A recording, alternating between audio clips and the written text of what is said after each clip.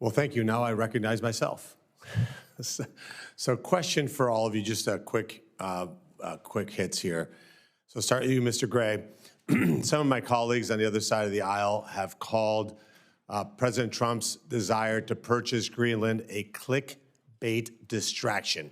Yes or no, do you characterize this conversation as a clickbait distraction? No, and it wasn't when Harry Truman or Andrew Johnson or Dwight Eisenhower did it either. Okay, Mr. Marchese? No, sir. We have a lot of mineral potential there, and it's certainly one of the options we have moving forward. Dr. Mercer? Thank you for that question, but I apologize, that's outside the purview of my agency. Okay. Dr. Pincus? Not at all. And I would note that President Trump's expressed interest in Greenland during his first administration yielded very significant steps forward in the U.S.-Greenland relationship. I would point to the reopening of our consulate in Nuuk as a landmark accomplishment that has done tremendous good for the U.S.-Greenland relationship. But that was a direct result of his intervention as his first term. Thank you. Perfect.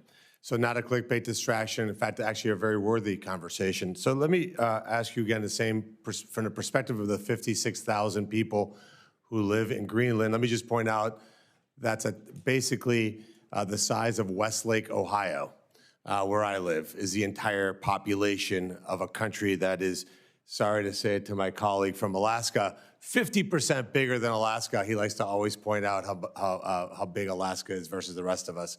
So, Mr. Gray, if you were a Greenlander, would you rather have be part of America, a $27 trillion economy, or part of Denmark, that's a $407 billion economy, given the strategic imperative, the cost of investment, the ability to yield money from the international markets, the ability to defend yourself against Russia and China, where this is going to become a strategic imperative?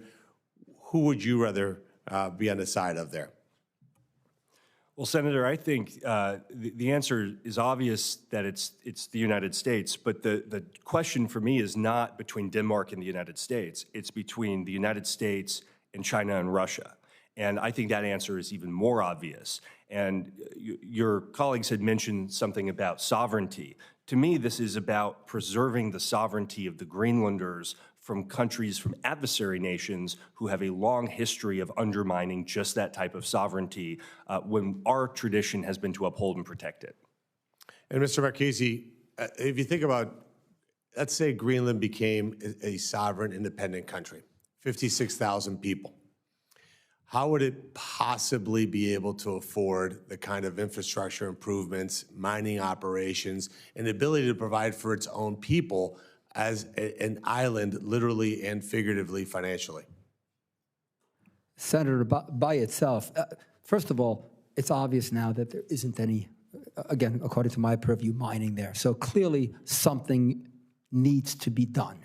I believe that part of the problem is the way this is being, I hate to use the word sold to the public. I don't think we're emphasizing enough of the benefits that the Greenlanders would get, specifically jobs. I mean, I believe when people say 85% are against it, I think part of the perception is it's a land grab and we're just going to impose our will upon them, versus trying to soften the image by saying, guys, and women, we're going to be giving you high-quality jobs. Mining jobs pay significantly more than average wages across the board. So I would be trying to emphasize the economic benefits to the population, because I don't believe that message has gotten through. But it is clear that without some form of U.S. intervention, that the Greenlanders by themselves just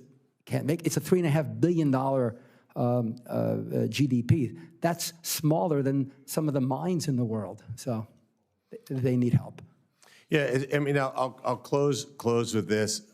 It strikes me that to my colleagues on the Democrat side, and look, I've had an entire almost 6-week term in the United States Senate, so as the new guy on the block, it strikes me that the knee-jerk reaction of anything that President Trump says has to be met with a complete irrational response that it's bad, before ever even processing it is what prevents us from getting great things done. I mean, I think at the end of the day, what we should do is recognize that we have a commander-in-chief that knows the difference between Greenland and Greenville, and that is actually capable of putting a deal together that is his actual forte. And if we can put a deal together where the United States of America can acquire Greenland and the people of Greenland are happy, it should be an absolutely bipartisan attitude. And I hope that my colleagues will get there. And I will yield my time and then recognize our senator from Michigan who did not win the National Football Championship this year.